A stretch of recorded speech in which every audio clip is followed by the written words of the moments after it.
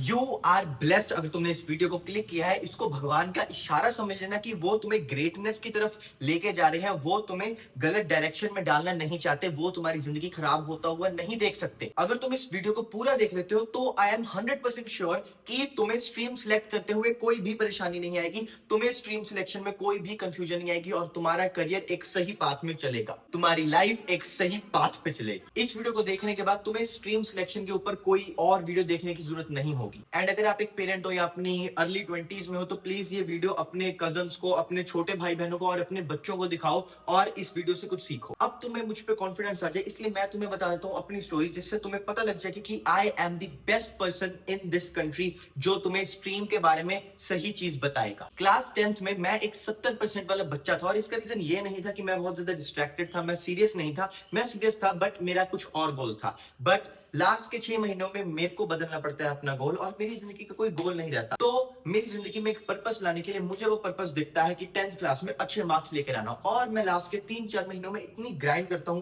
जो कि मैंने आज तक जिंदगी में कभी नहीं करी थी, और मेरे क्लास 10th में आ जाते हैं 94%। अब पर्सनली जब एक 70% वाला बच्चा 94 तक पहुंच जाता है तब उसका हो जाता है दिमाग खराब। उसको लगता है कि उसने दुनिया जीत लिया, उसको लगता है कि वो अब दुनिया में कुछ भी कर सकता है, वो कुछ भी पढ़ सकता है, वो मुश्किल से मुश्किल चीज आसानी से टैकल कर सकता है। पर मेरे दिमाग में हमेशा से ये था कि मैं हमेशा 12th में कॉमर्स विद मैथ्स रखूंगा, क्योंकि साइंस वाले बच्चे तो बहुत पढ़ते हैं और ह्यूमैनिटीज वालों की कोई इज्जत नहीं होती, तो मैं कॉमर्स रखूंगा। बट जब मैं 11th के पहले दिन जाकर कॉमर्स में बैठता हूं तब मेरा होता है दिमाग खराब। क्यों? क्योंकि वहां पे पढ़ाई नहीं हो रही होती, वहां पे बिल्कुल ना पढ़ने वाले बच्चे जो पढ़ाई के लिए बिल्कुल भी सीरियस नहीं होते वो बैठे होते हैं, और वो बिल्कुल भी पढ़ाई नहीं करने देते, ना ही टीचर को पढ़ाने देते हैं। और उसके ऊपर सोने पे सुहागा तब लग जाता है जब मेरा वहां पे कोई दोस्त नहीं बचता। मेरे जितने भी दोस्त थे वो या तो ह्यूमैनिटीज रख लेते हैं या फिर वो साइंस रख लेते हैं, और मैं वहां पे कल्ला पड़ जाता हूँ। एंड एज अ रिजल्ट मेरी मेंटल हेल्थ हो जाती है पूरी की पूरी खराब। Like it was hello. मतलब मेरी लाइफ के कुछ वर्स्ट एक्सपीरियंसेस में से एक चीज थी वो।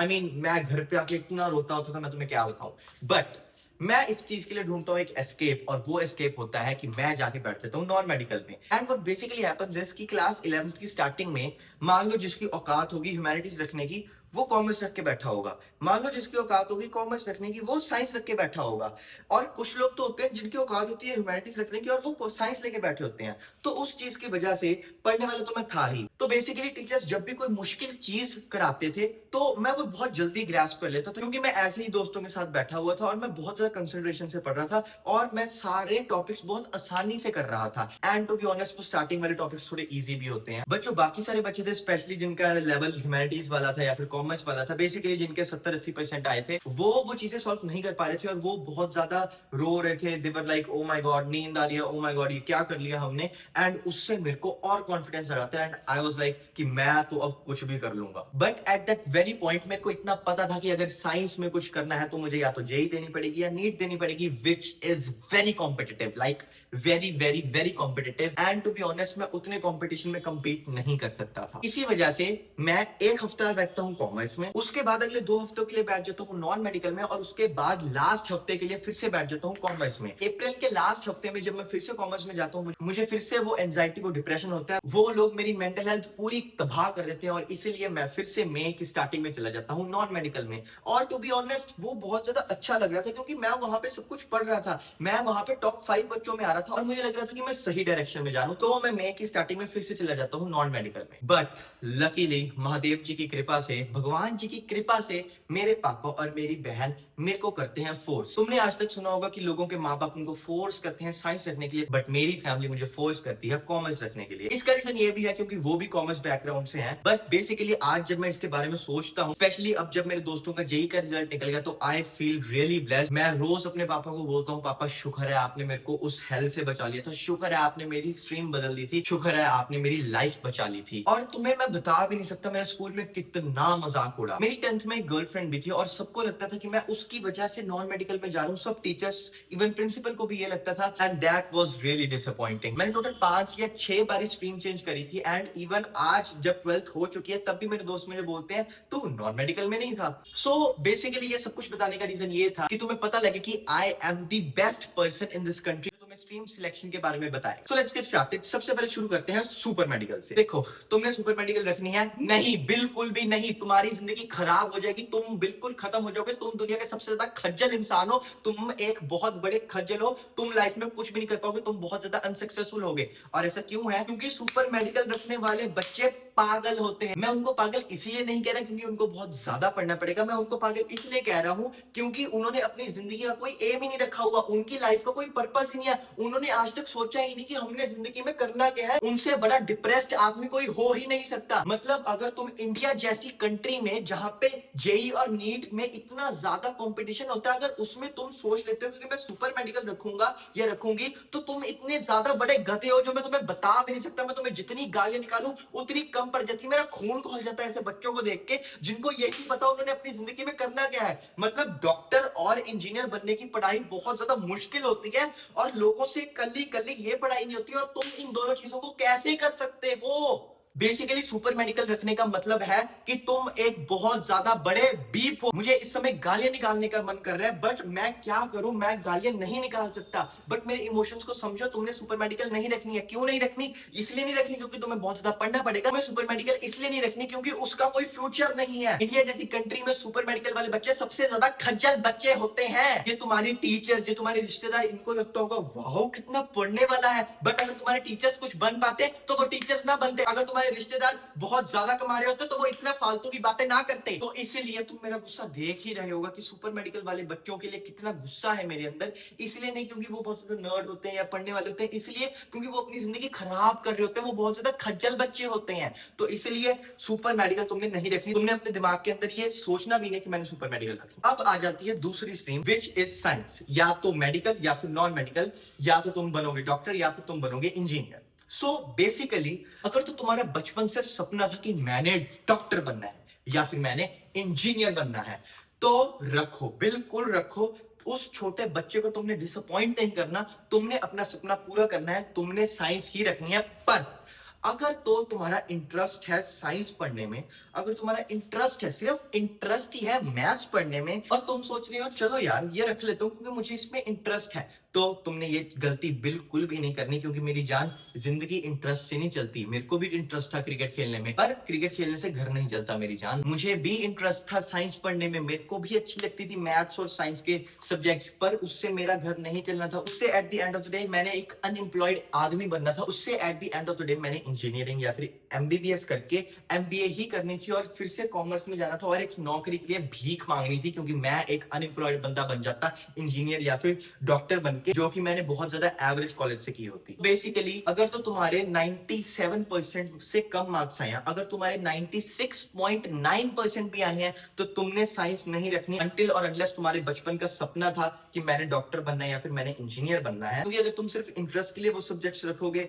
तो तुम्हारी जिंदगी खराब होगी। ट्रस्ट मी व्हेन आई से दिस, तुम्हारी जिंदगी खराब होगी। बट अब मैं कुछ एक्सेप्शंस दे देता हूं जो साइंस रख सकते हैं, जो साइंस रख सकते हैं, रखनी नहीं है, रख सकते हैं। पहला, ऑब्वियसली तुम्हारा सपना था छोटे होते कि तुमने डॉक्टर बनना है या इंजीनियर बनना है। दूसरा, तुम्हारा इन सब्जेक्ट्स में इंटरेस्ट है और तुम्हारे 97 मार्क्स आए थे 10th में या उससे ज्यादा आए थे, 96.9 मार्क्स आए थे, मतलब तुमने नहीं रखनी science. 97 is the bare minimum, क्योंकि तभी तुम उस कंपटीशन में कंपीट करवाओगे, तभी तुम इतने कट थ्रोट कंपटीशन में सर्वाइव कर पाओगे। थर्ड, तुम्हारे पापा या मम्मा बहुत बड़े डॉक्टर या इंजीनियर और वो बहुत ज्यादा अच्छा कमा रहे हैं या फिर उनका प्रोफेशन ही है, तो just go for it. And इस कैटेगरी में, इस एक्सेप्शन में, अगर तुम्हारा कोई और सपना नहीं है, अगर तुम्हारी जिंदगी का कोई पर्पस नहीं है, अगर तुम्हारा कोई सपना नहीं है और तुम्हारे मम्मा पापा या इंजीनियर है या डॉक्टर है, तो बस उनकी लाइन में घुसो ना। मतलब आगे जाके जिंदगी में क्या पता तुम्हें कुछ पर्पस मिल जाए, क्या पता तुम्हें कोई ड्रीम मिल जाए, बट अभी के लिए जो ऐसा वो कह रहे हैं वो करते रहो यार। So these are the 3 exceptions जो साइंस रख सकते हैं। बट अगर तुम इन 3 एक्सेप्शंस में लाइव नहीं करते, अगर तुम्हारे पापा कोई नॉर्मल सी नौकरी करते हैं और वो सोचते हैं कि मेरा बेटा आईआईटी में चले जाएगा और मेरा बेटा ये कर लेगा, मेरा बेटा वो कर लेगा,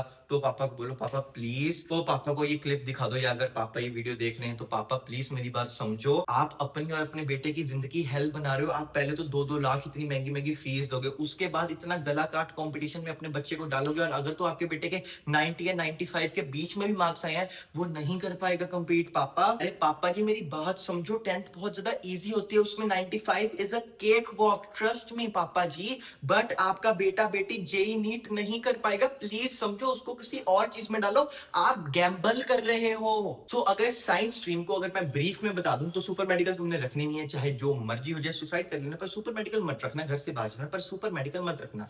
और मेडिकल या non medical which is PCM या पीसीबी तुमने तो रखनी है अगर तुम्हारे 97% से ज्यादा मार्क्स है और तुम्हें इंटरेस्ट है इन सब्जेक्ट्स को पढ़ने में, अगर तुम्हारे मम्मा पापा का प्रोफेशन ये है, या फिर अगर तुम्हारा सपना था बचपन से डॉक्टर या इंजीनियर बनने का। अब आ जाती है कॉमर्स। अब अगर तुम कोई ऐसे इंसान हो जिसका अभी कोई जिंदगी में एम नहीं है या फिर उसका कोई ड्रीम नहीं है और वो सोच रहा है कि यार मैं कौन सी स्ट्रीम सिलेक्ट करूं, तो नो मैटर व्हाट, अगर तुम्हारे 40% मार्क्स हैं मैं तो भी तुम्हें सजेस्ट करूंगा कॉमर्स रख लो, मैथ्स मत रखना। और अगर तुम्हारे 80 या 90 या उससे ज्यादा मार्क्स आए, 90, 95, 97, 98, 99, 100, तो मैं तुम्हें सजेस्ट करूंगा तुम कॉमर्स रखो। और साथ में मैथ्स बहुत ज्यादा जरूरी है, कॉमर्स के साथ मैथ्स बहुत ज्यादा जरूरी है। Commerce with maths is the best stream in this country. क्यों? क्योंकि बेसिकली होता क्या है, जेई नीट जैसे कॉम्पिटिटिव एग्जाम में जो 98% बच्चे होते हैं वो कभी भी उन टॉप कॉलेज में पहुंच नहीं पाते और वो बाद में क्या करते हैं, वो करते हैं एमबीए। एमबीए करने का मतलब है बेसिकली कि वापस कॉमर्स में जाना, वापस वो चीजें करना, सारी दुनिया को बताना कि भाई हमें नौकरी नहीं मिली इंजीनियरिंग करके इसलिए हम एमबीए करने लगे हैं।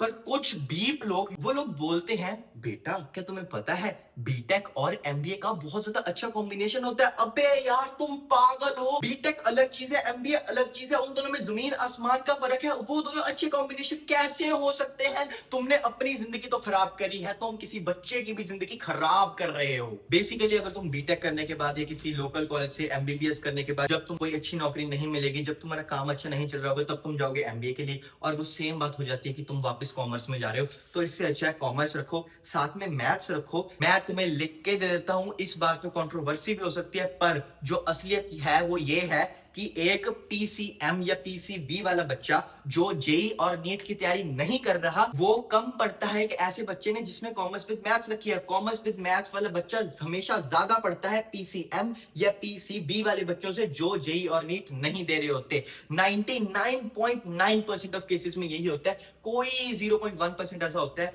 जो पीसीबी और पीसीएम रख के बहुत ज्यादा पढ़ता है और जेई और नीट की तैयारी नहीं करता और उसका लेवल कॉमर्स विद मैथ्स वाले बच्चे से ऊपर होता है। Commerce with main maths, optional maths कह रहा हूं मैं। And now the last, humanities.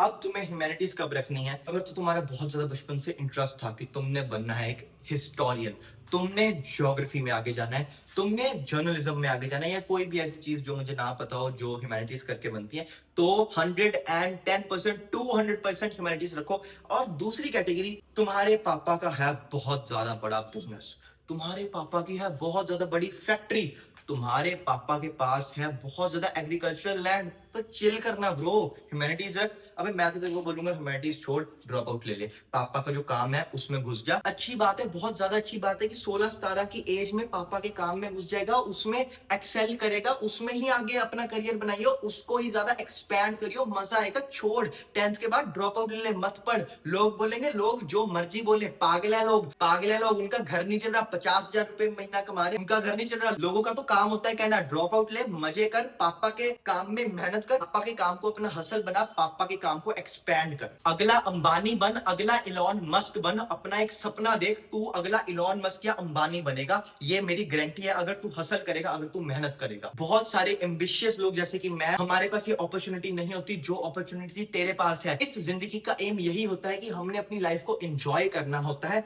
हमने अपनी लाइफ को पूरे मजे से जीना होता है, और उसके लिए पैसे लगते हैं, और पैसे तूने बहुत ज्यादा कमाने हैं। तूने अपनी आगे आने वाली ब्लड लाइन्स के लिए इतना पैसा छोड़ देना है जो वो तेरा रोज श्राद्ध मनाया करेंगे, रोज। तो इस अपॉर्चुनिटी को ग्रैब कर, भगवान को थैंक यू कर कि भगवान जी आपने मेरे को ऐसे घर में जन्म दिया जो पहले ही से ही बहुत ज्यादा वेल एस्टैब्लिश्ड है, जिनकी पहले से ही फैक्ट्री है, जिनकी पहले से ही दुकान है, जिसके पास पहले से बहुत ज्यादा एग्रीकल्चरल लैंड है। So use it wisely and hustle.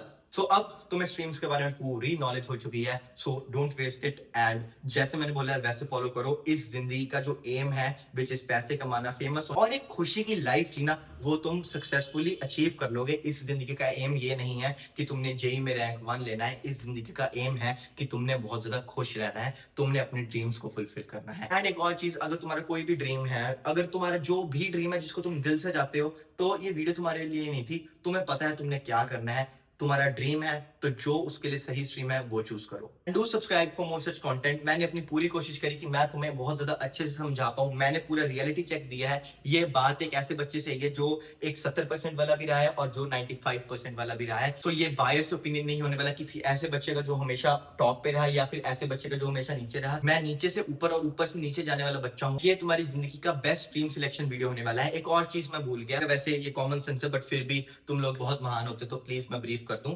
जो अगर मान लो तुम्हारे पापा की केमिस्ट की दुकान है, तुम्हारे पापा की मेडिसिन की दुकान है, ऑब्वियसली फिर तुम्हें नॉन मेडिकल ही लेनी पड़ेगी ना। मतलब गधे तो हो नहीं और मेरी वीडियो देख के बोलो हम नहीं रखेंगे साइंस, हम नहीं रखेंगे नॉन मेडिकल, तुम्हें रखनी पड़ेगी। सो ये कॉमन सेंस थी। तो अगर ऐसी कॉमन सेंस वाली चीजें रह गई होंगी तो प्लीज अपनी कॉमन सेंस लगा लेना। Subscribe for more such content, do like the video.